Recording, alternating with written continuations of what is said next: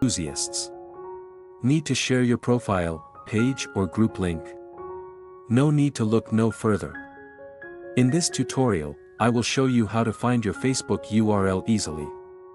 With URL, you can access your profile or someone else's profile quickly and easily introduce your profile URL to your friends. Step 1. Open Facebook on your mobile device. Open the Facebook app. Step 2. Navigate to profile, page or group. Use the search bar at the top to find a specific profile, page or group. Enter a name and select the correct result. Step 3. Copy URL on your computer. Find the URL in your browser's address bar.